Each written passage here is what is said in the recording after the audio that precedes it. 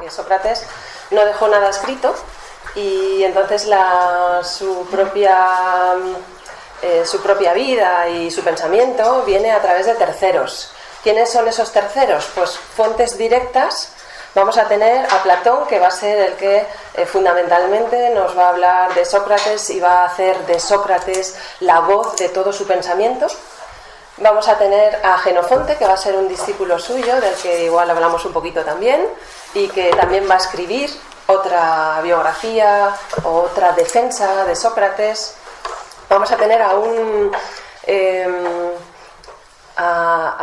crítico que va a ser Aristófanes, que en las nubes nos va a hablar un poquito de Sócrates, y luego vamos a tener a Aristóteles, que lo conoce por referencias de su maestro Platón. Posteriormente habrá otros comentadores como Diógenes Laercio, Plutarco, que hablen de él, pero no hablan de las fuentes que ya hemos citado, ¿eh? Por tanto, estos no son fuentes tan directas. Bueno, ¿qué es una apología? Una apología es una especie de discurso que se hace en favor de alguien, enalteciendo sus valores, ¿no? Hablamos en este caso de Sócrates. Platón, que es su discípulo, escribe un diálogo que se llama Apología de Sócrates, en el que defiende a su maestro y ensalza el valor que tiene la persona de Sócrates y cómo vivió y cómo murió. En la antigüedad se hacían este tipo de escritos, por ejemplo, se hacían panegíricos, que panegíricos significa una exaltación de una persona, pero una apología es una defensa contra alguien que ha sido acusado. En época de Sócrates posteriormente a la muerte de Sócrates, se hicieron muchas apologías, pero solo nos han llegado dos, la de Platón y la de Jenofonte. Bueno, entonces ya, como todos sabéis, pues ahora lo contaremos en detalle, pero Sócrates pues fue condenado a muerte y la forma de morir fue bebiendo la cicuta, ¿no? Un veneno muy potente que fue el que pues terminó con su vida. También sabréis que él tuvo la posibilidad de escapar porque sus discípulos le habían preparado un plan para que él pudiera escapar y no morir. Pero él pues prefirió obedecer a las leyes de Atenas, que siempre había respetado, y pues resignarse a lo que las leyes habían dictaminado. Y por eso pues no escapó. Cuando lo vemos desde el presente, nos parece realmente muy sorprendente que Sócrates haya podido ser acusado a muerte, ¿no? Porque hoy para nosotros Sócrates es una persona o una figura fundamental para la filosofía, para todo el desarrollo de la cultura occidental, una persona que no podría haber matado una mosca, o sea que era como o sea, y eso es lo que vamos a intentar explicar aquí hoy, es cómo fue que Sócrates, por su forma de ser, se granjeó una condena a muerte, ¿no? O cómo era la sociedad de su tiempo, que fue capaz de condenar a muerte a una persona totalmente inocente, ¿no? Entonces, un poco intentar aprender de la historia, de por qué pasó, si solo pasó en ese momento, si podría volver a pasar y cuáles son un poco las circunstancias y los móviles que puede haber detrás. La apología de Sócrates tiene 3 partes, una prácticamente que ocupa casi todo el libro y 2 partes más cortitas. La primera parte es aquella en la que Sócrates se defiende. Delante de los jueces, él se defiende. Eso lo vamos a desarrollar ahora. Una segunda parte en que el tribunal de jueces le condena y le dice que se ponga la pena, ¿no? Y él contaremos cómo lo hace. Y una tercera parte, muy cortita, en la que Sócrates habla a los jueces. A los que le han condenado les dice unas cosas y a los que le han absuelto les dice otras. Y ahí termina. Entonces vamos a ir siguiendo más o menos la argumentación del libro para que vayamos viendo pues cuáles son las acusaciones, cómo se defiende de ellas, etcétera, etcétera. Primero él, ante los jueces, un tribunal de 500 jueces. En el libro dice 500 o 501. Pues 500 jueces elegidos por sorteo. O sea, no es que eran jueces y de entre todos los jueces eligieron a 500, no, sino que eran ciudadanos, que no eran jueces, eran ciudadanos y fueron elegidos a suerte para representar el papel de jueces. Ahí ya empezamos un poco mal, ¿no?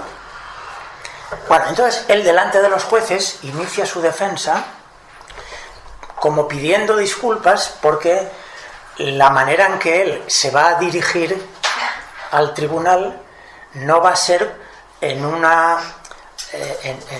argumentación con palabras técnicas como las que emplean los jueces, porque él dice que no entiende ese vocabulario y que él se va a expresar de una manera como siempre se expresa.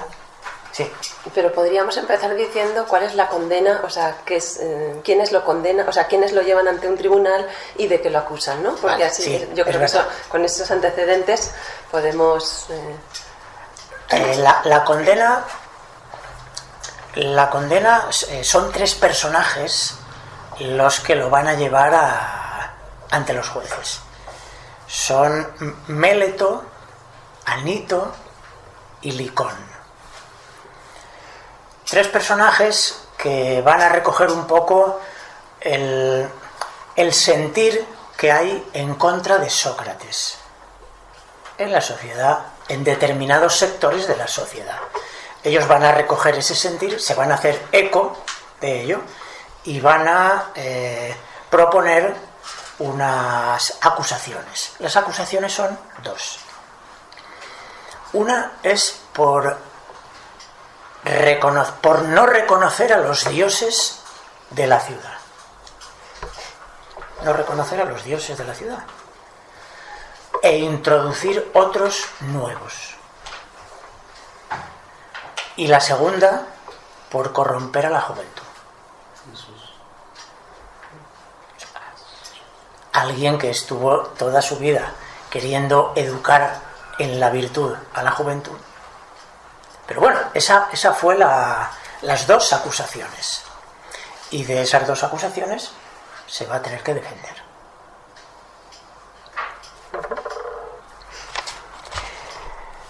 Él empieza diciendo que estas acusaciones de Méleto, Anito y Licón, si bien se defenderá más tarde, quiere empezar defendiéndose de otras acusaciones previas que hay en el ambiente, que se han ido generando a través del tiempo y que han creado en torno a la persona de Sócrates una especie de imagen de un loco que habla de cosas muy extrañas y que vuelve buenas las causas malas. Y él dice, es muy difícil defenderme de estas acusaciones que vienen existiendo muchos años, porque no tengo delante ni nunca tuve a los acusadores como los tengo ahora. Esos que a lo largo del tiempo, desde que él era joven, le han ido calumniando, esos no tienen nombres y apellidos. Y entonces él dice, claro, no tienen nombres y apellidos salvo una persona que es un poeta cómico, que es Aristófanes.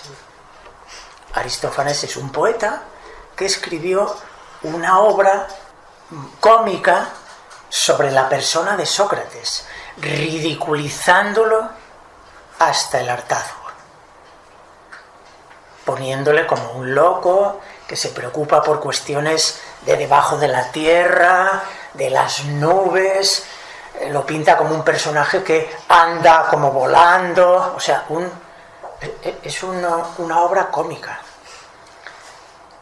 Y Sócrates dice que las acusaciones, las injurias que hay contra él, son muy similares a las que parten de esta obra de Aristófanes. Ese es un motivo de las calumnias generalizadas. Pero hay otro. ¿Quieres contar tú lo de Querefonte? Bueno, en realidad todo empieza porque la figura de Sócrates en la ciudad es un poco incómoda.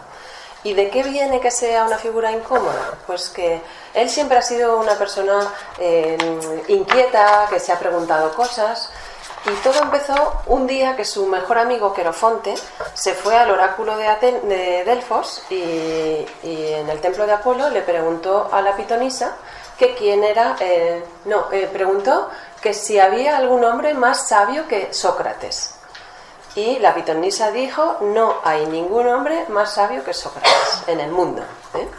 Claro, el amigo Querofonte fue rápidamente a contarle el oráculo a Sócrates. Y Sócrates, que era un hombre muy piadoso, precisamente lo acusan de no creer en los dioses y era el hombre más piadoso posiblemente de toda Grecia, pues dice, aquí está pasando algo, porque en realidad el dios no se puede equivocar. Pero al mismo tiempo yo sé que no soy sabio, por tanto, ¿cómo salgo de esta contradicción?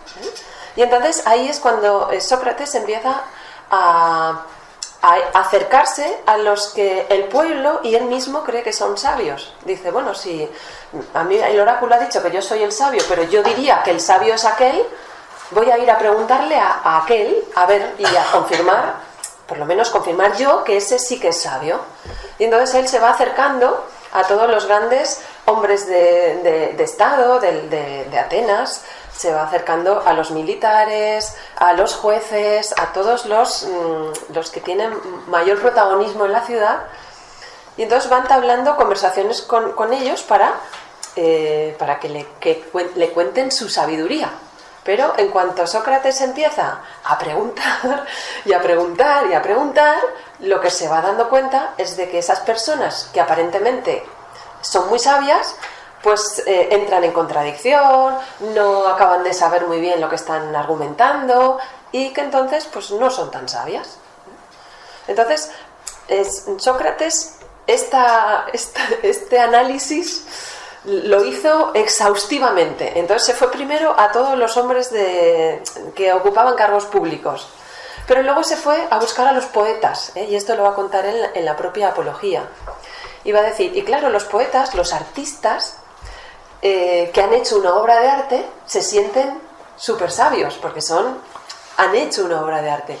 Pero dice, él se daba cuenta, Sócrates se daba cuenta de que habían sido inspirados y que ni ellos mismos sabían lo que habían hecho, el poema tan bonito que habían hecho, la escultura, sino que una vez que lo habían hecho ya es como que ya no podían explicar eso que habían hecho, Y lo mismo va con los artesanos, y entonces se da cuenta de que los artesanos tienen un conocimiento de su técnica, pero que ese gran conocimiento de su técnica hace que piensen que tienen el conocimiento de todo, porque como tienen el conocimiento y saben hacer bien eso, por extensión creen que saben hacer bien todo y entonces opinan de cualquier otra cosa.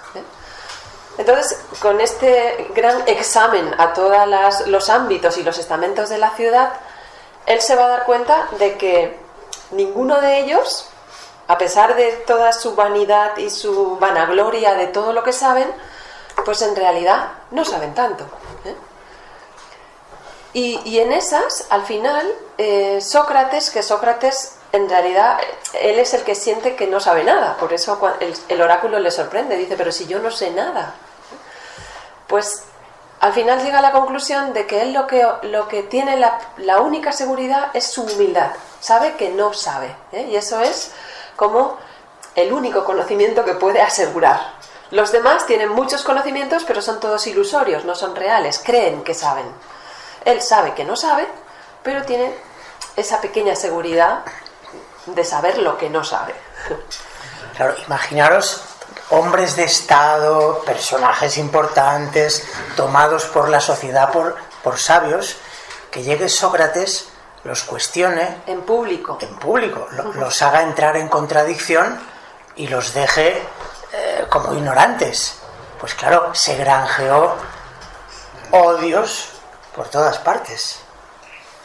Entonces, esto, unido a lo que hemos dicho de lo que escribió el poeta cómico, pues crearon en torno a la figura de Sócrates una especie de, en determinados sectores, una especie de animadversión, de crítica, de necesidad de injuriarlo, de quitárselo de en medio.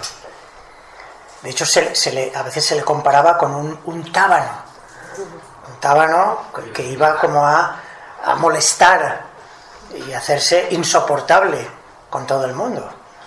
Claro, entonces eso... Pero explica por qué... O sea, él no lo hacía con ánimo de estropearle a nadie nada, sino que él tenía una función educativa y pedagógica, ¿no? Que es el método socrático. Claro, él quiso descubrir cuál es la esencia de la naturaleza humana.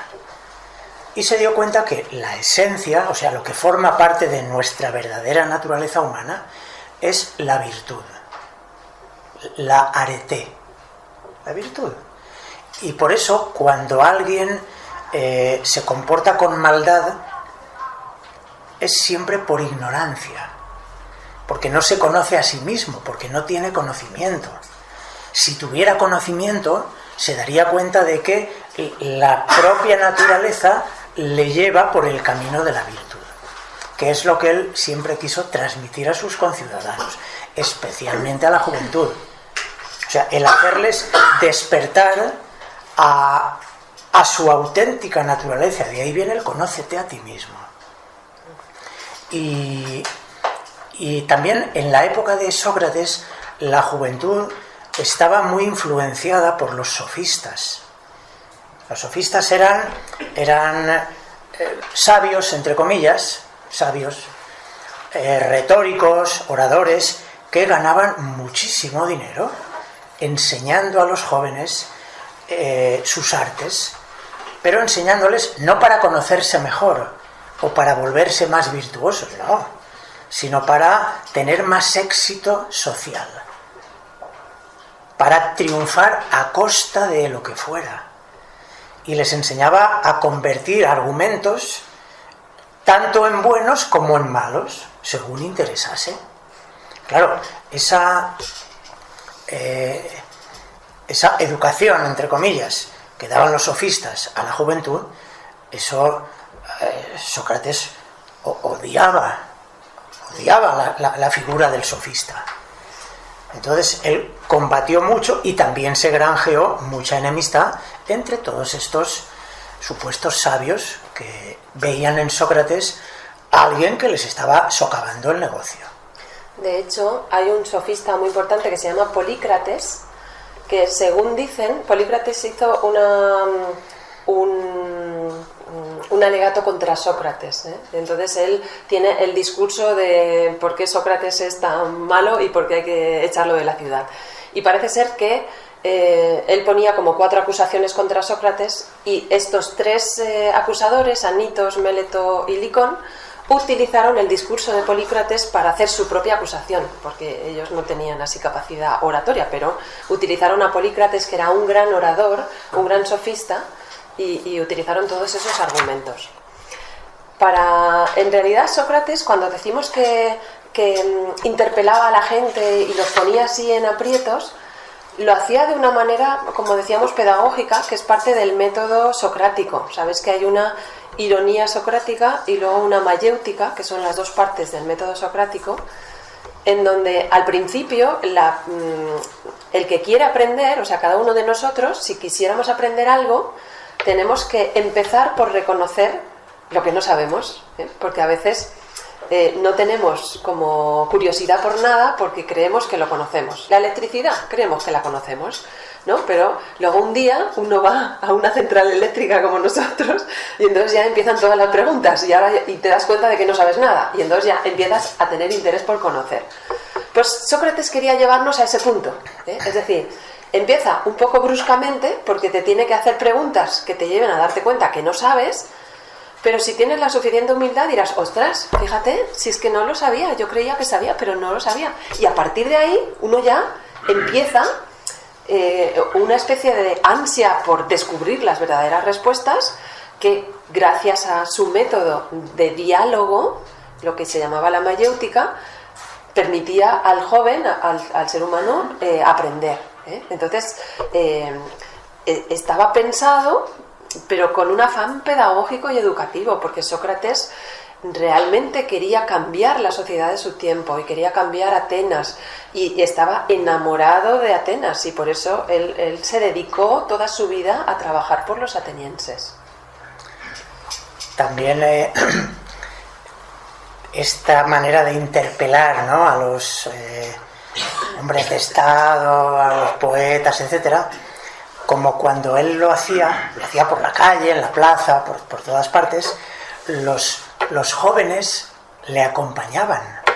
Los jóvenes adoraban a Sócrates. Y entonces le acompañaban y veían cómo lo hacía Sócrates. Y luego lo hacían ellos. Claro, la gente que era interpelada por los jóvenes se sentían mal, pero echaban las culpas a Sócrates de haberles enseñado esa manera de interpelar a la gente, con lo cual el enfado contra Sócrates pues era todavía mayor. Por eso también se decía que corrompía a los jóvenes. Cuando él se va a defender delante de Méleto de esta acusación de corromper a los jóvenes, él le pregunta a Méleto, dado que él parece que se preocupa tanto por los jóvenes, Méleto le pregunta quién es en Atenas aquel que más puede beneficiar a los jóvenes, ¿no?, para educarles. Y Méleto no sabe. Y entonces lo primero que se le ocurre es decir, pues los jueces. Dice, los jueces son los que están preparados para enseñar a los jóvenes. Y alguien más. Y le va preguntando y al final toda Atenas... Y le dice, ¿y los ciudadanos entonces no están preparados para...? Sí, los ciudadanos también. ¿Y este? Sí, este también. Todos. Entonces, el único que no está preparado era Sócrates. Era Sócrates. Y entonces luego le hace así como una comparación, ¿no? Le dice, imaginemos que tuviéramos que adiestrar a unos caballos. ¿Tú crees que todo el mundo estaría preparado para adiestrarlos y solo uno sería el que los perjudicaría? O más bien, aquellos que pudiesen adiestrar a los caballos serían unos pocos y el resto, pues al no conocer, pues más bien perjudicaría, ¿no? Y entonces Méleto asiente a esto. Sin embargo, en lo de la educación de los jóvenes, todo el mundo puede educar a los jóvenes, justamente menos Sócrates. Y entonces, ante esta duda de Méleto para contestar, Sócrates hace notar a los jueces que Méleto, que le acusa de corromper a la juventud, él, que parece que le preocupa tanto la juventud, él no sabe nada de la juventud. No sabe quiénes son los educadores, no conoce nada. O sea, le está acusando de algo que a él nunca le importó. Para que veamos un poco cómo son estas acusaciones. Pero yo creo que es lo más bonito del diálogo, es que se puede leer muy fácilmente, es la forma que tiene Sócrates de decir, yo he venido ante un tribunal, este tribunal me acusa de algo y yo voy a rebatir con argumentos racionales las cosas que se están diciendo que no son verdad, porque como soy un filósofo y soy un griego y tengo uso de razón, pues aquí entre personas adultas nos tendremos que basar en razones, ¿no? De qué otra manera se va a juzgar a una persona, sino con razones, con argumentos. Y entonces él va allí y lo que quiere es ir demostrando cómo esas cosas están infundadas. Y el diálogo es muy bonito porque es una forma de explicarnos cómo era Sócrates. Sócrates lo único que era a ver, ¿me estáis diciendo que corrompa a la juventud? Vale, vamos a ver el tema, vamos a detallarlo. ¿Qué es corromper? ¿Qué es juventud? ¿Qué es no sé qué? ¿Qué es no sé cuántos? Y entonces, cuando ya hemos visto todo, entonces decimos, bueno, pues no puedo estar corrompiendo a la juventud porque no estoy haciendo esto, ¿eh? Entonces, de manera ingenua, él esperaba que ante un tribunal prevaleciesen las razones, ¿eh? Y por eso no va al tribunal como iban antes, ¿no? O en Grecia, las personas al tribunal, que era con sus niños, llorando y haciendo todo un espectáculo de decirle al juez, por favor, no me condene, y era todo como muy dramático, ¿no? Pero Sócrates dice, yo aquí no tengo que hacer ningún drama, porque sencillamente si estos señores han presentado una acusación y yo presento los argumentos en contra, ya está, no hay nada más, ¿no? No hay que llorar, no hay que traer a los hijos, no hay que decir, no hay que hacer nada. Por eso no quiso llevar a sus hijos. Uh-huh. Pero eran las costumbres de la época,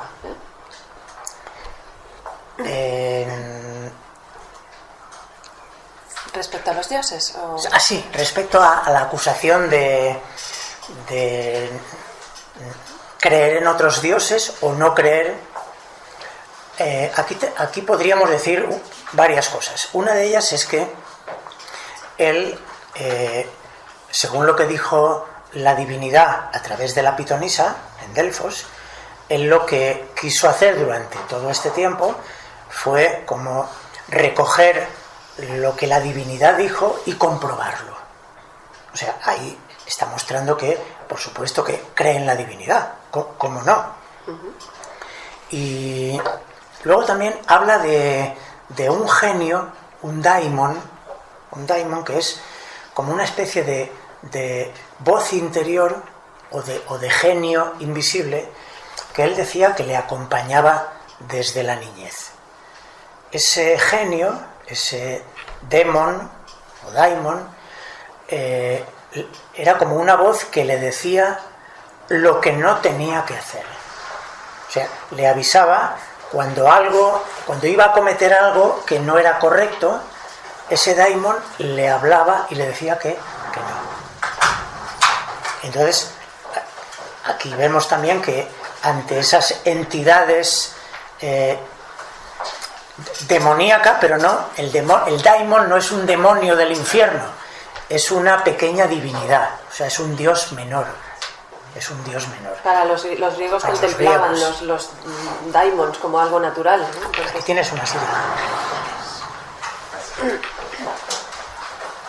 Bueno, y también hay que decir respecto de los dioses, esto no aparece en este diálogo, pero aparece en otras partes, y es que el concepto profundo que tenía Sócrates sobre los dioses estaba un poco alejado de estas divinidades que son como a imagen y semejanza de los seres humanos. O sea, divinidades que tienen forma humana, que aman, que odian, que se pelean, ¿no? Esta forma de divinidades. Por ejemplo, traemos a Apolo y Dafne. Apolo es una divinidad, pero Apolo aquí va persiguiendo a una ninfa, porque se enamora de una ninfa, como un dios se está enamorando de una ninfa y va persiguiéndola como un loco, sin control. Claro, todo eso es simbólico.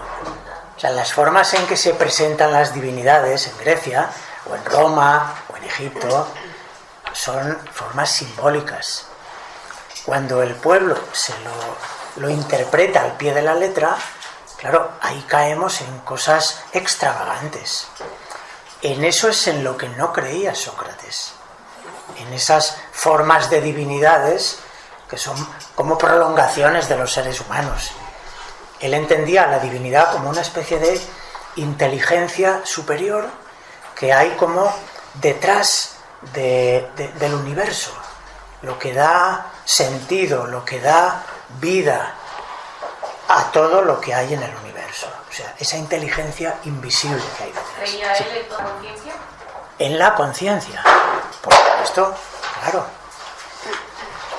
Esto sería un poco largo desarrollar este tema de la concepción de la divinidad, pero bueno, lo mencionamos para que entendamos que Sócrates, que era un sabio, aunque él dijera solo sé que no sé nada, fue el maestro de Platón, y Platón es mucho decir. Entonces Sócrates, siendo un maestro, siendo un sabio como era, no vamos a pensar que él entendía a las divinidades pues tal como hemos dicho, ¿no? Como que eran personajes extravagantes que iban peleándose unos con otros y acostándose con mortales y cosas por el estilo, ¿no? Entonces Sócrates tenía otra visión mucho más profunda de la divinidad. ¿Y podría ser el daimon de Sócrates su conciencia desarrollada? Bueno, sobre eso, como no está Sócrates para decirlo, hay muchas versiones acerca de qué pudo ser la voz que escuchaba Sócrates, ¿no? Una de ellas es la voz de la conciencia, ¿no? Que todos la tenemos, que a veces la escuchamos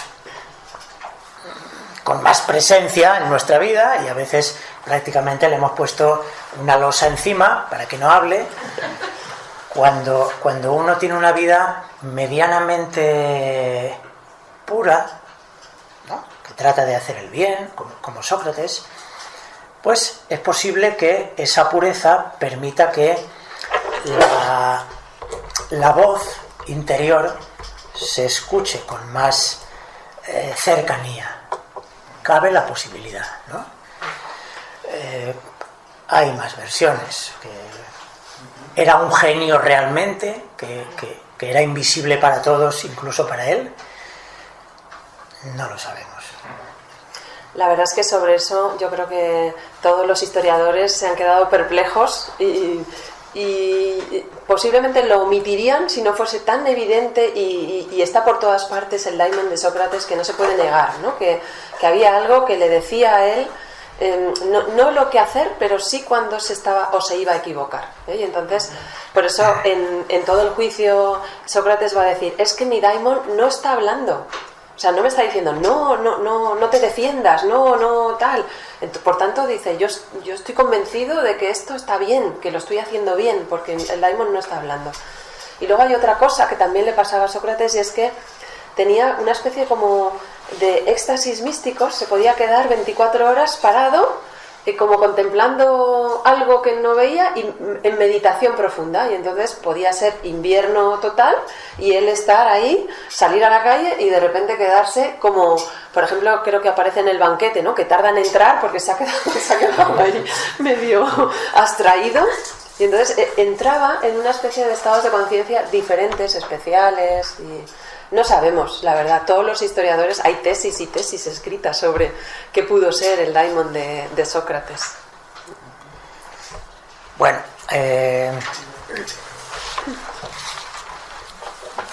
¿qué más tenemos por aquí? Tenemos muchas cosas. Sí.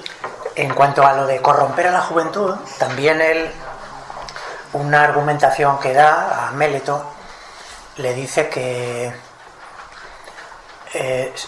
si él hubiera corrompido a la juventud, ha sido involuntariamente.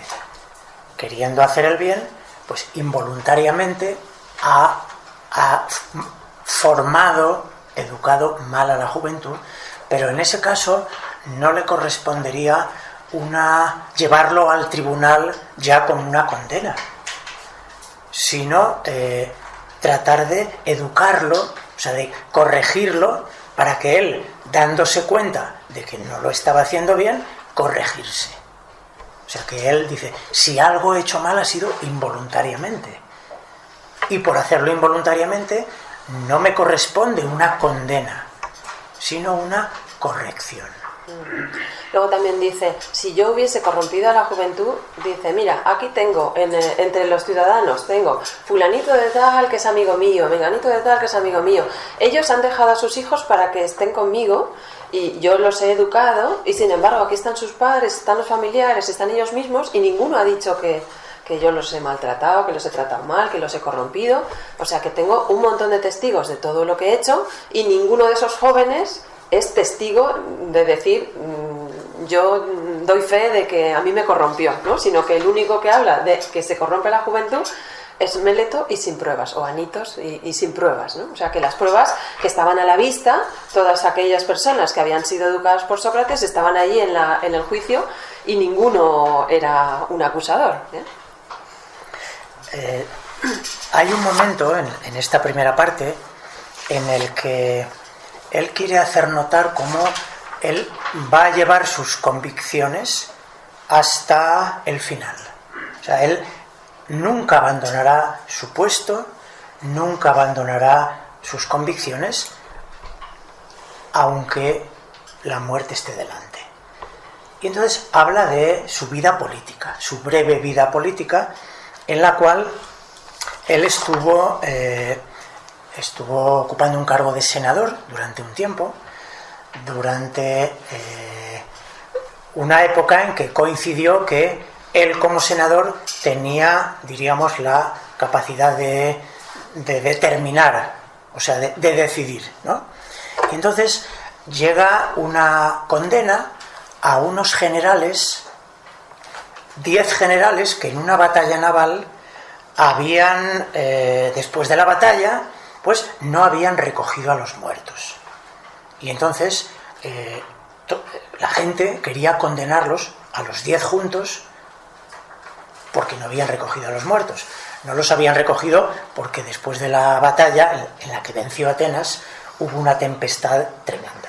Bueno, la ley decía que no se podía juzgar a varias personas a la vez. Había que juzgar siempre a una por una. Pero todo el mundo, llevado por esa ansia de condenarlos, todo el mundo quería juzgarlos, no, todos juntos. Y él se puso en contra de todos, y como dependía de él la decisión, hizo que cada uno fuera juzgado individualmente. Y eso, claro, le granjeó las antipatías de todos por ponerse en contra de todos ellos. En otro momento también, formando parte del gobierno de los 30 tiranos, momentáneamente, le fue ordenado que fuese por León de Salamina, porque lo iban a condenar. Pero él consideraba que esa condena era injusta. Y entonces él, que siempre velaba por la justicia, él se negó en rotundo a ir a capturar a León de Salamina, sabiendo que eso, delante de los 30 tiranos, le podía costar la vida. Pero él igualmente desobedeció. Tuvo suerte porque al cabo de muy poquito tiempo ese gobierno fue derrocado y por ahí salvó la vida. O sea, él va a decir que una persona, cuando tiene unas convicciones, cuando ocupa un puesto, cuando está convencido de algo, tiene que llevarlo hasta el final. Por eso, cuando le van a ofrecer esa posibilidad de escapar, él no quiere. Siendo que ha defendido las leyes de la ciudad toda su vida, pues ahora, si las leyes le condenan, pues él tiene que... En realidad, Sócrates, lo que también molestaba a su ciudad era que él no tomó partido por ningún bando político. La ciudad estaba muy, muy polarizada y entonces estaban los demócratas y los timócratas, podríamos decir, los más cercanos a Esparta.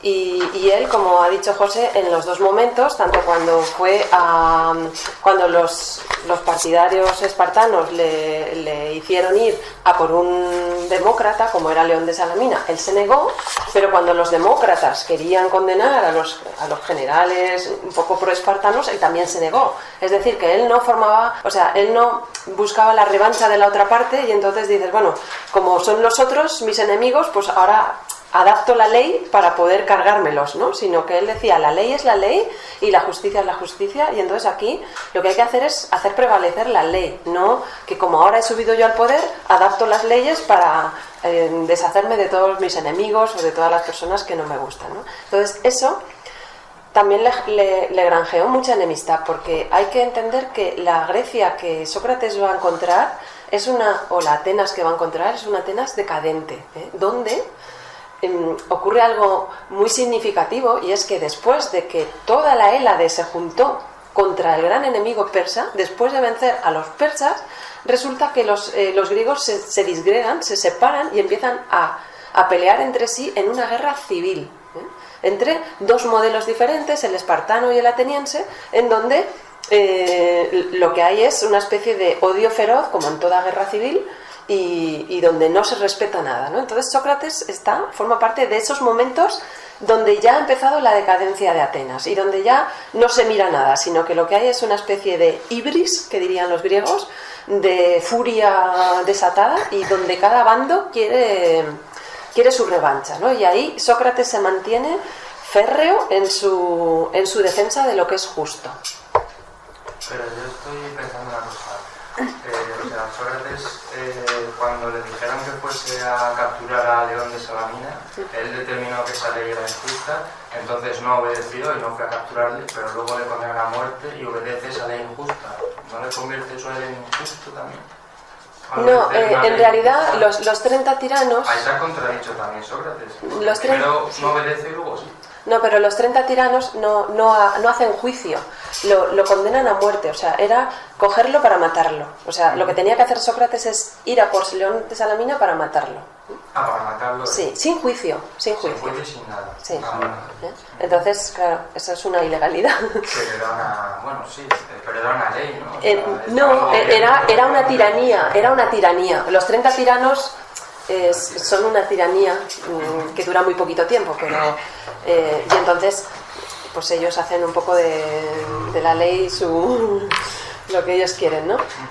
Lo que yo interpreto es que precisamente los 30 tiranos toman una decisión en contra de la ley, y como Sócrates a favor de la ley, entonces dice, no acato la decisión porque tengo que acatar la ley. Es decir, hay una ley que tiene que llevar a una persona ante los tribunales. Los tiranos se exaltan esa ley. Los 30 tiranos eran personajes injustos, al igual que luego cuando se fueron y se quedaron los que supuestamente Sócrates pensaba que era la ley, ellos también eran injustos porque le estaban condenando de manera injusta, dicho por él mismo, y aún así acató esa orden. No, pero en el hecho en el hecho es que hay una ley en Atenas que dice que cualquier persona, ese y otro, hay que llevarlo ante la ley. Si yo soy un tirano, me salto la ley y le digo a Sócrates, vete a matarlo. Y Sócrates dice, no, porque yo siempre he defendido la ley de Atenas y no puedo hacer un hecho que vaya en contra de la ley. Es decir, no estoy siendo contradictorio, yo estoy siendo coherente porque estoy diciendo que se cumpla la ley, sea el tirano que sea. En realidad, esto es un debate que es muy interesante de pensarlo, porque a Sócrates lo que le va a condenar es una ley injusta, o más bien una decisión injusta, y es injusto históricamente visto retrospectivamente, muy injusto. Igual sus conciudadanos en el momento dudaron, ¿no? Luego enseguida ya vieron que no, porque a los mismos que habían acusado, Anitos, Méletos, uno murió, el otro fue desterrado, o sea que ya los propios conciudadanos vieron que aquello no había estado bien. Pero de todas maneras, Sócrates va a decir, yo tengo que someterme a las leyes, y si la ley se equivoca conmigo, es menos importante que yo cometa una injusticia contra la ciudad y contra las leyes. O sea, Sócrates lo que tiene es conciencia de Estado, conciencia de ciudad. Y entonces dice, bueno, las leyes se pueden equivocar, pero si cada ciudadano se toma la ley por su mano, entonces ya se ha acabado el gobierno, se ha acabado todo. Supongo que la diferencia era que él tuvo juicio y el otro no. O sea, simplemente... También, sí. Claro, la ley llevaba a los ciudadanos ante una acusación a un tribunal. El tribunal decide. O sea, la ley no decide. La ley te lleva al tribunal. En el tribunal pues hay debate, hay defensa, hay acusaciones, y lo que determinen los jueces es ley.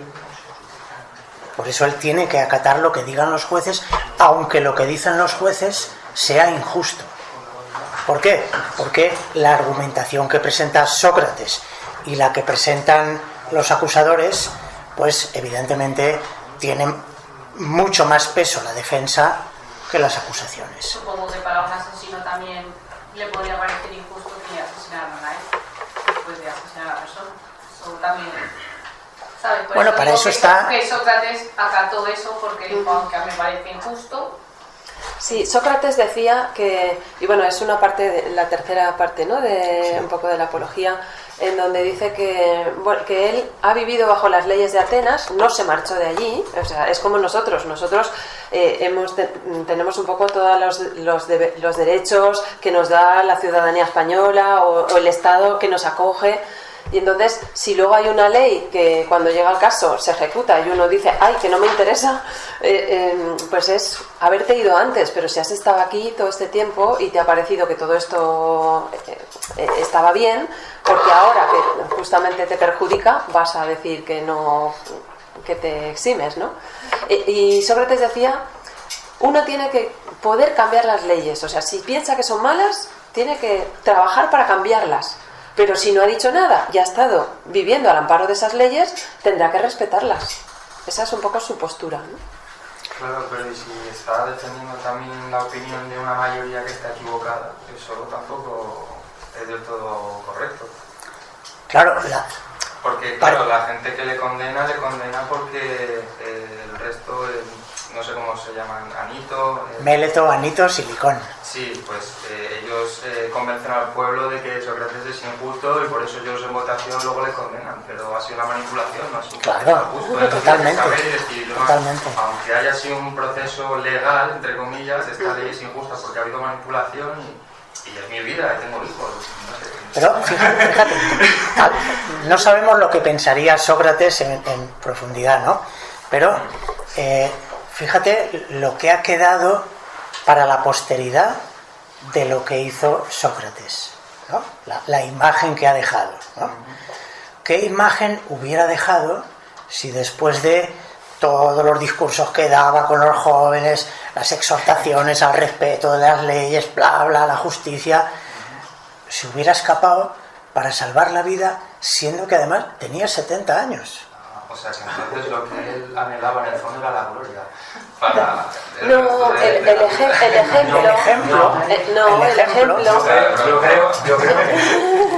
Yo creo que no, que lo que él anhelaba era la coherencia. Eso es. Sí, que no es lo mismo. La gloria es un sentimiento, dijéramos, individual y personal para los demás, y la coherencia sobre todo es un sentimiento personal, como diciendo, cuando yo me veo al espejo quiero decir, aquí estoy, que es diferente, yo creo, ¿eh? Sí, ¿para ahí?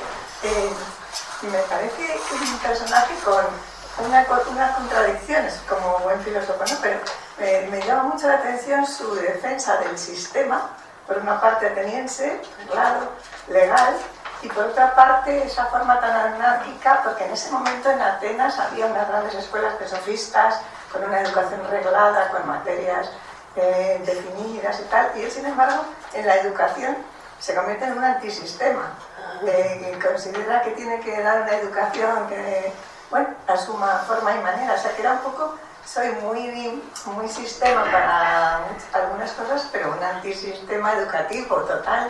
Más que un antisistema, a lo mejor podríamos llamarle un revolucionario, en el sentido de que, viendo la decadencia de una sociedad, viendo cómo los jóvenes estaban siendo absorbidos por ese éxito fácil dado por el sistema reglado de los sofistas, Sócrates se da cuenta de que eso conduce a la decadencia de la ciudad. Entonces, él hace todo lo posible, claro, se tiene que poner en contra. Bueno, era Pero su opinión personal también, porque realmente las escuelas sofistas eran unas escuelas extraordinarias y desarrollaron unos programas extraordinarios y salieron mentes muy brillantes. Enseñaron todo tipo de materias, no solo filosofaban. Sí, lo que ocurre con las escuelas sofísticas sobre todo es que ellos eran nihilistas, ¿no? y relativistas. Entonces hay una parte del relativismo que es muy peligrosa, porque Sócrates lo que venía a decir, o sea, estos sofistas podían decir que, bueno, que en realidad como no existe una idea del bien, pues que cada uno tenga su idea del bien. Entonces eso es muy peligroso para Sócrates, porque Sócrates considera que la virtud y el bien es algo definido, y no solo que es definido, sino que tiene una existencia real en el mundo de las ideas, como luego Platón explicará más extensamente. Entonces, para él una cosa no puede ser blanca y negra al mismo tiempo, o es blanca o es negra. Y entonces todo el sistema sofístico, que era muy bueno porque era muchísima retórica, muchísima cultura, era muy bueno, pero la finalidad que tenía detrás era que tú puedes utilizar la cultura para conseguir el lucro y para conseguir la gloria, aunque te alejes de la virtud. Y claro, para él eso era inconcebible, no podía ser. Un poco como nos está pasando ahora en las escuelas, que nos enseñan a cómo conseguir el éxito, supongo que estudiando máster, no sé qué, no sé cuántas, pero no nos enseñan a pensar. Bueno, no sé, yo tanto como eso. Yo te aseguro que en mi escuela nunca me enseñaron a pensar por mí misma. Siempre me enseñaron a ser una más, y si sobresalías te daban con el martillo. No, me refería a los sofistas en ese momento en Atenas. Los sofistas sí, pero ¿sabes qué pasa? Sí, pero estábamos diciendo, por ejemplo, Meleto, Anitos y Licón, habíamos dicho que recogen el discurso de Polícrates, que es el gran sofista que les escribe toda la argumentación. Y entonces que alguien pueda tener tanta labia, tanta capacidad de convencer, que a Sócrates, que era alguien que muy piadoso y además muy preocupado por la educación como el arma que puede ayudar a mejorar una sociedad, porque si tú tienes un sistema democrático con jueces, con todo bien organizado, con leyes, pero luego consigues darle la vuelta a las leyes, darle la vuelta a la justicia, ¿de qué te sirve tener todo eso que es tan maravilloso? Por eso necesitas una educación que te garantice que nadie vaya a hacer mal uso de todo eso. Pero ni siquiera dejó legados de documentos, no se molestó en hacer un tratado ni nada. Ya, yo creo que estaba asustadísimo de ver lo que estaba pasando en su Atenas querida, ¿no? Sócrates era analfabeto. Sí, eso creo. No escribió nada. Sí. Pero fue el maestro de Platón. Y de Sócrates salieron las escuelas moralistas, los cínicos, los epicúreos, los estoicos más adelante, salió Platón, de Platón Aristóteles, o sea que de ese tronco salieron unas ramas maravillosas. Entonces, bueno, no escribió nada, pues ojalá hubiera escrito algo. Sí. Pero Sócrates lo que pretendía... Que no había escrito nada, pero no porque no supiera leer, sino porque no quería a lo mejor contradecirse o que le pudieran luego en el futuro... En realidad esto tiene que ver con toda la tradición de la filosofía oral, que es la propia de todo el mundo presocrático, podríamos decir, donde la tradición de enseñanza directa, maestro-discípulo, es muy importante. Porque cuando nosotros dejamos un libro por escrito como Platón, que Platón ya dijo, bueno, voy a escribir, pues en realidad estás dando una receta para todos, mientras que Sócrates iba uno por uno, y entonces educaba artesanalmente uno por uno. Entonces no podía estar escribiendo si tenía que estar en contacto directo con la gente y tratando de hacer ese trabajo. Sócrates quería, a través de su forma de educar, de llegar un poco a la interioridad del ser humano. Todo lo externo es necesario para la vida en la sociedad, pero cuando perdemos de vista esa interioridad, ese conocerse uno a sí mismo, ese alma donde tiene que residir la virtud, como línea directriz que conduzca nuestra vida, cuando no existe esa línea directriz, que está en armonía con la propia naturaleza humana, según Sócrates, pues nos quedamos con la parte externa, que es el conocimiento intelectual, el triunfo, el éxito a cualquier precio. Y entonces, ¿en qué queda el ser humano? Pues en un ser humano que puede construir un relato maravilloso con la retórica, pero no corresponde con la realidad, no corresponde con las esencias. Por eso le interesaban las esencias. ¿Qué es el bien? ¿Qué es la virtud? ¿Qué es la justicia?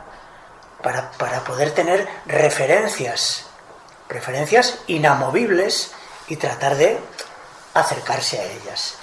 Pero quien construye un relato, como hoy en día el relato es lo que predomina. El relato, y además quien sabe adornarlo y darle un buen motor, se lleva por delante a cualquiera, ¿no? Eso es la manipulación. Quien no tiene unas convicciones interiores bien fuertes, la corriente de la manipulación se nos lleva. Por eso el pensar, reflexionar, tener un sentido crítico, poder comparar lo que dijo Sócrates con lo que dijo Confucio, con lo que dijo Plotino, ¿no? Y tratar de ver las cosas en común, que son las que forman parte de la naturaleza humana. Entonces Sócrates entraba en esa línea de educación, que luego continuó Platón. Hay una cosa que a mí me parece como significativo de todo lo que es el momento que está viviendo Sócrates, y es que aparece un fenómeno que son los mercenarios griegos. Es decir, durante el mundo de las guerras médicas, cuando los persas han estado invadiendo, todos los griegos estaban luchando por su patria, y entonces había un sentido en la guerra, porque la guerra era una defensa contra el atacante. Ahora, los persas no pueden vencer, y entonces establecen otro tipo de guerra más sutil, y es dividir a los griegos. Y entonces apoyan a los espartanos, les dan dinero, los financian, y se generan las guerras del Peloponeso, en donde es una guerra civil, luchan unos contra otros. Pero es que acaba pasando que hay grandes generales, como por ejemplo Temístocles, que venció en las primeras batallas de Maratón, de Salamina, un gran estratega y, podríamos decir, héroe nacional, que a los pocos años se pasa a los persas y empieza a trabajar como mercenario para los persas. Y entonces tú no te lo puedes creer. Dices, pero si este hombre ha estado intentando luchar para salvar su país y ahora se me va con los persas a luchar. Y entonces te das cuenta de que han llegado a un punto en donde ya no es la guerra por la guerra, no es la guerra con un fin. Y esto es lo mismo, es no la cultura, sino sin finalidad. O sea, porque tú puedes tener la educación con la finalidad de la virtud, de llegar a unas mejores leyes, una mejor convivencia, pero si tú tienes la educación para salirte con la tuya, pues esa no es una buena educación. Eso ya el fin ha cambiado, ¿no? Entonces, bueno, es una época conflictiva y de decadencia, porque hemos pasado ya la época de Pericles y acaba de pasar o está pasando, y ese ya es el final del siglo de oro griego y de todo lo que Grecia ha dado al mundo, ¿eh? Entonces lo que se nota es como el desbarajuste, y en ese desbarajuste es donde aparecen los sofistas, ¿eh? Y son fruto de su momento también, como los mercenarios, que es otro fenómeno. Y de ahí viene también el hecho de que Platón, su discípulo, Platón provenía de una familia de políticos, y era costumbre pues que los hijos pues seguirían la carrera de sus padres, familia, etcétera. Y Platón lo que se ha dado cuenta es que con la tiranía en Atenas, con los 30 tiranos, reinaba la violencia, la injusticia, etcétera. Y luego con la democracia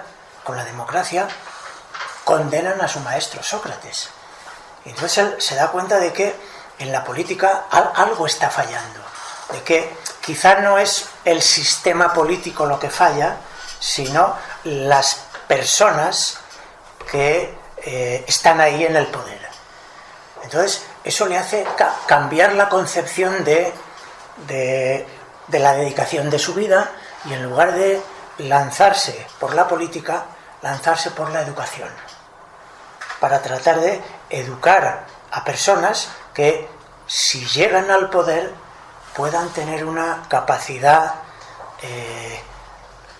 llevada por la virtud para dirigir al pueblo. O sea que eso proviene también de la educación que tuvo con Sócrates. O sea que a veces, viendo la continuación, vemos también el valor del personaje.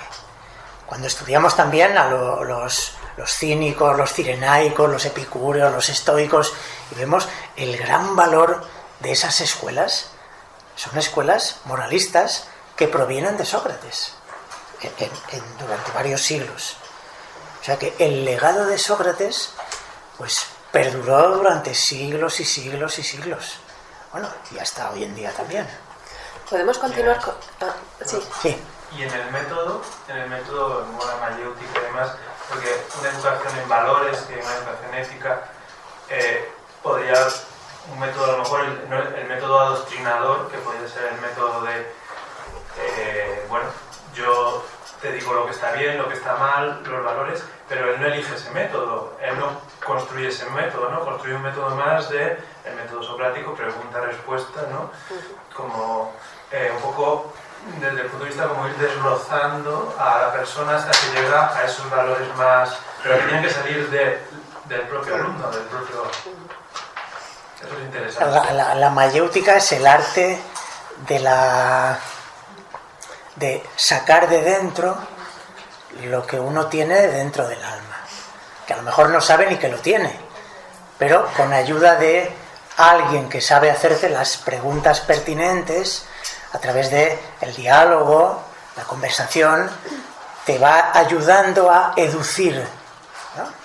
Educación, a que tú saques por ti mismo aquello que va a guiar tu vida.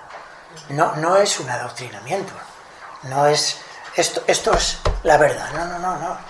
Cada uno la tiene que encontrar, pero a través de la reflexión, a través del diálogo, a través de un método adecuado. Un día hablaremos del diálogo socrático, porque es muy interesante. Podemos continuar con la segunda parte de la apología, ¿no? Porque... Sí. Bueno, en la segunda parte, cuando ya le han condenado a muerte, por... ¿cuántos? 40 votos. Muy poquitos. Sí, no. Por 40 votos le condenan a muerte. Y entonces los jueces le dicen que se ponga la pena. Él, Sócrates, que se ponga la pena. Ha sido condenado, pero ponte tú mismo la pena. Y entonces él dice que pues, el destierro no. ¿Por qué? Porque si me voy a otro lugar, a otro país, si mis conciudadanos no han sabido soportarme, pues en otro país menos todavía. Dice la prisión tampoco, porque me niego a estar prisionero cuando yo tengo que seguir enseñando, ¿por qué? Porque el Dios me ha dado una misión y tengo que corresponder a esa misión. Y la multa, ¿no? Y la multa, sí. Y él mismo dice, una multa.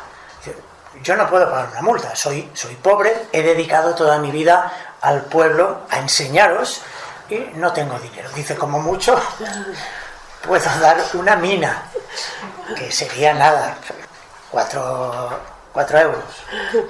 Aunque entre los discípulos se ofrecen a pagar una fuerte cantidad para salvarle, pero él se niega.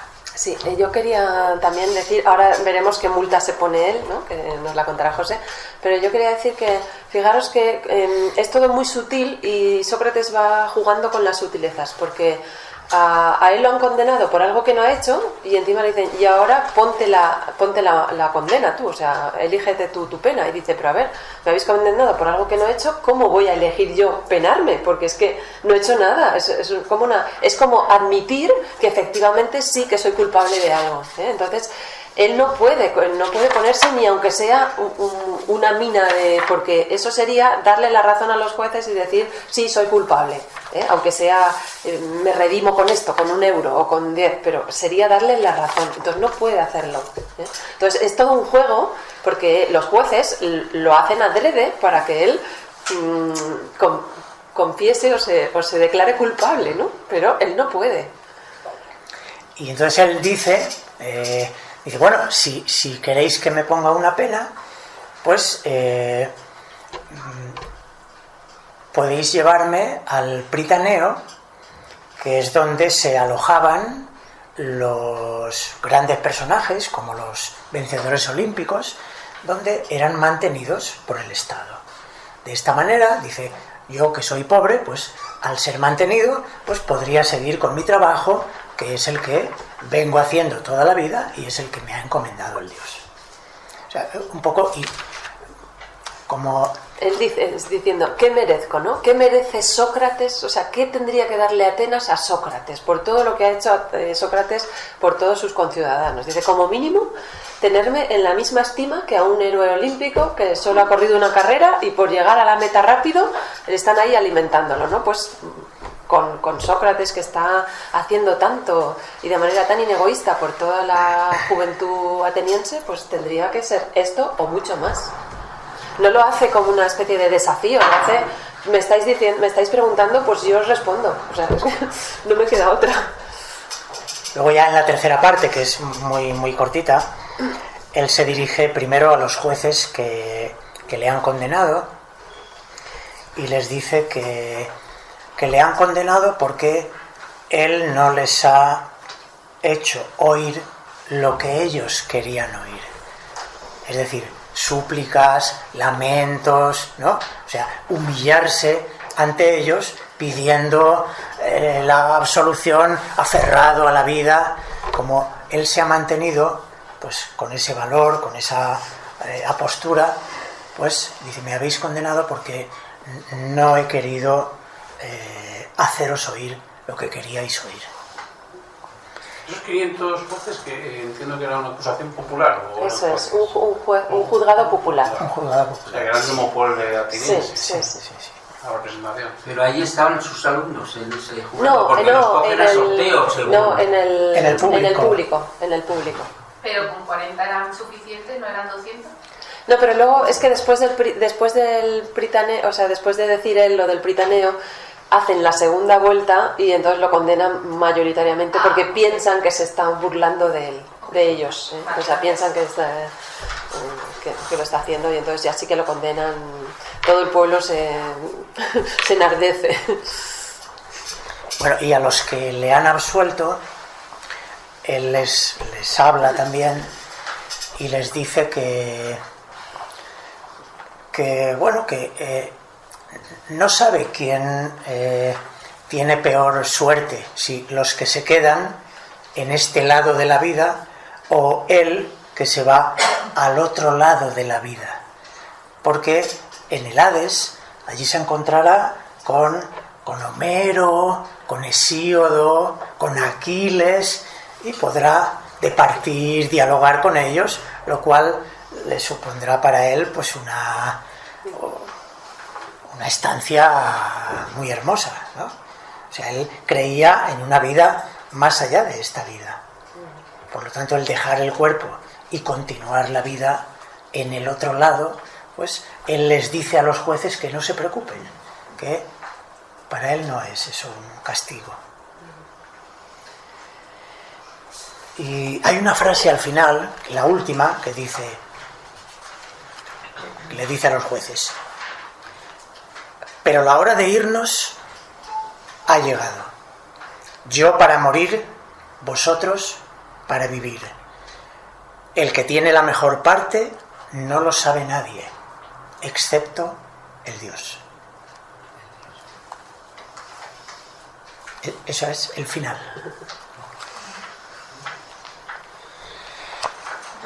Bueno, no sé si queréis comentar algo más. Todavía estoy dando vueltas con lo de que Sócrates era analfabeto. Porque, ¿cómo es posible que fuera analfabeto si luego fue miembro de un gobierno? O sea, se supone que tiene que tener un mínimo de educación, ¿no? Para formar parte de... Bueno, él la tenía. Sí que tenía educación. La escritura no era considerada como ahora. Una persona podía ser muy como él, muy sabia, muy capaz de razonar, de argumentar y no haberse preocupado por escribir, por aprender a escribir. Es diferente, ¿no? O sea, porque además la enseñanza, tal como ha dicho Isabel, él la entendía como una transmisión oral. Entonces la escritura, pues bueno, la escritura prácticamente empezaría con Platón, pero el mismo Pitágoras tampoco escribió. Bueno, 4 cositas han quedado por ahí, pero la educación no se daba a través de libros escritos, sino era oral. Pero vamos, que no nos queden escritos suyos no quiere decir que no supiera escribir, eso no lo sabemos. No lo sabemos, no lo sabemos. Puede ser. Yo había leído... Sí, hay quien dice que es analfabeto, otros que, de todas formas, Sócrates, por ejemplo, Diógenes Laercio nos cuenta que bueno, sabéis que el padre de Sócrates era escultor y que él aprendió el oficio con su padre y que incluso Diógenes Laercio dice que había unas esculturas hechas por Sócrates que estaban en la Acrópolis de Atenas. Eso quiere decir que era muy buen escultor.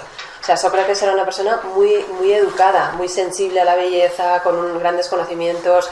También no hemos dicho que en batalla fue de los más valientes y que estuvo en tres guerras, en 3 batallas, que fueron Anfípolis, Potidea y Delión, y en una salvó a Alcibíades de la muerte y en otra salvó a Jenofonte. Entonces, vamos, y fue muy temible frente a los enemigos, incluso cuando habían perdido. Entonces, Sócrates tenía grandes virtudes, muchos conocimientos, pero sí que, bueno, algunos autores dicen que era analfabeto, pero es una manera de hablar, no es como un analfabeto que nosotros podamos entender hoy, que es alguien que se ha criado sin cultura, es otra cosa, es otra manera de hablar. No, pero es curioso entonces que el oráculo dijera que era el hombre más sabio y que no sabiendo leer, pues ahí la conclusión que uno saca es que hay un conocimiento más trascendente, ¿no? Por encima de... Claro que lo de escribir, ya hemos dicho que hubo una parte de la filosofía en donde no se escribía, pero no porque no se supiera, sino porque no se quería, porque no resultaba importante escribir, ¿no? Y también hay una cosa que dice Sócrates que a mí me parece muy bonita respecto a por qué le llamaron el hombre más sabio del mundo. Sócrates dice, en el fondo hay una versión que es, solo sé que no sé nada, ¿no? Es por eso. Pero hay otra versión que dice, como la sabiduría divina es tan grande y la humana frente a la sabiduría divina no es nada, pues han dicho, el hombre más sabio es Sócrates, que es como decir, la sabiduría humana es cero, sea de quien sea. Y entonces Sócrates pensaba que era así, decía, bueno, y si han elegido a mí como representante de los hombres es porque en comparación con la sabiduría divina, la sabiduría de los hombres, sea quien sea, no vale nada. Y lo decía con una honda sentimiento religioso, porque para explicarse por qué lo había elegido el oráculo, como una especie de ironía, ¿no? Que a mí siempre me ha quedado un poco la duda de si el Sócrates de la apología no presenta la imposibilidad del conocimiento. No está en la última frase, está en lo que has mencionado, de que el conocimiento divino es muy superior al del humano, ¿no? Y a mí me parece que Sócrates invita a la búsqueda de estas respuestas últimas sabiendo que nunca las vamos a encontrar. Pero que en el diálogo, en el teteto encuentran muchas formas de qué no es el conocimiento. Pero nunca encuentran lo que es. Pues dicen, no hemos desaprovechado el tiempo porque ahora sí sabemos por dónde no ir. Claro. Entonces creo que hay una gran humildad intelectual de Sócrates, es decir, nunca vamos a saber qué es el bien ni qué es la justicia, pero en el camino iremos encontrando generación tras generación por dónde no es, ¿no?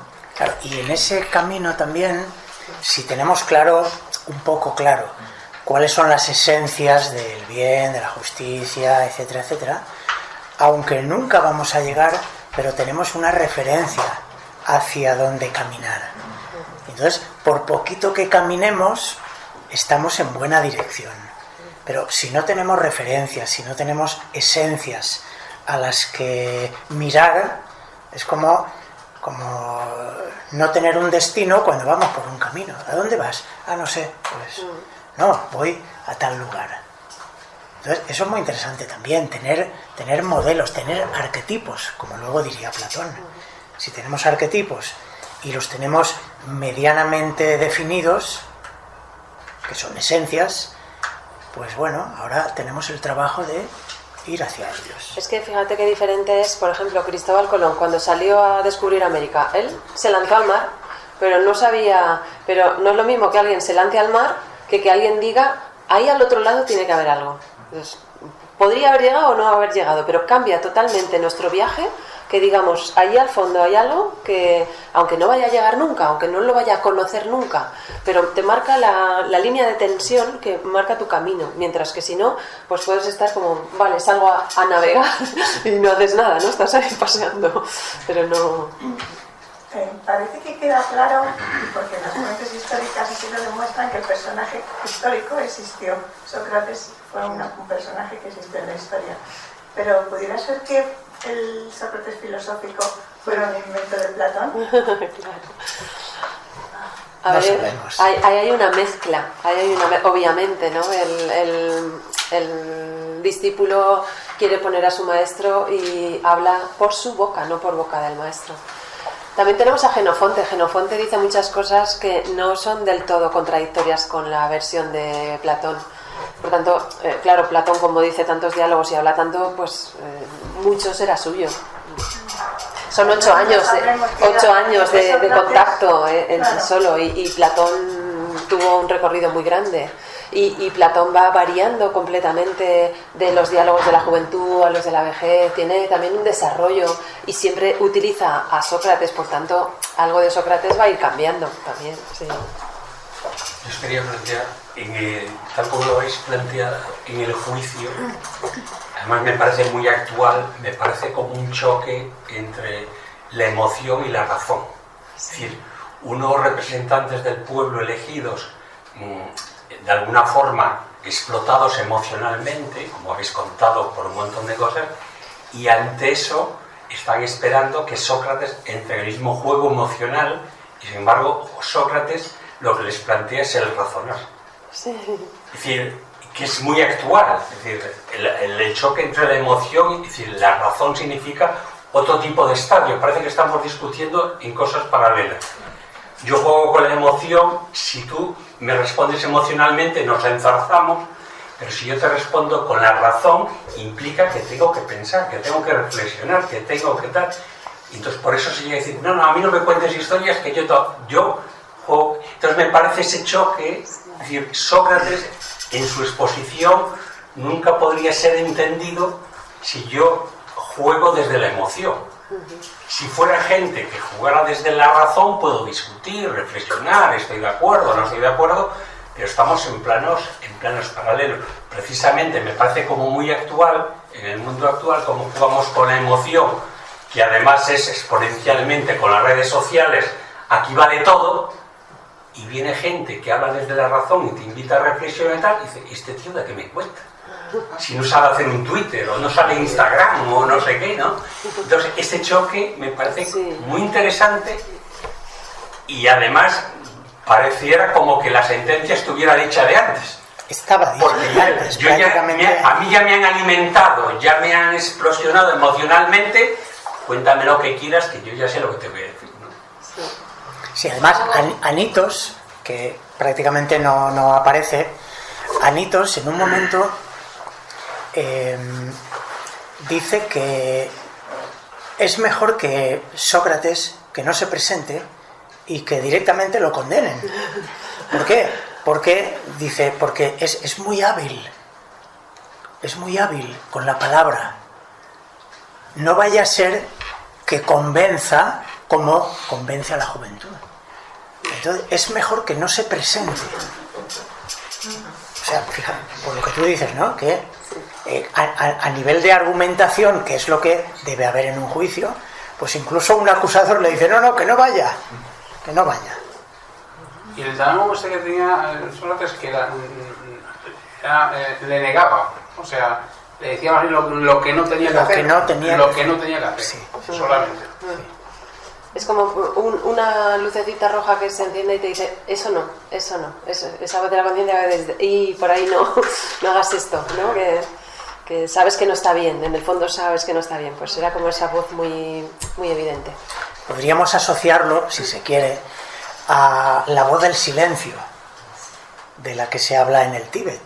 Hay un libro que se llama La voz del silencio, que es esa voz interior, que es como una voz de la conciencia, pero mucho más elevada, mucho más espiritual, que te guía. Daimon, voz del silencio, voz de la conciencia. Algo hay que se puede llegar a percibir, a escuchar. Bueno, yo creo que podemos dejar aquí, dada la hora que es, pero os invitamos a tomar un café descafeinado que no tiene cafeína, un bizcocho casero, un té, y podéis seguir conversando si queréis.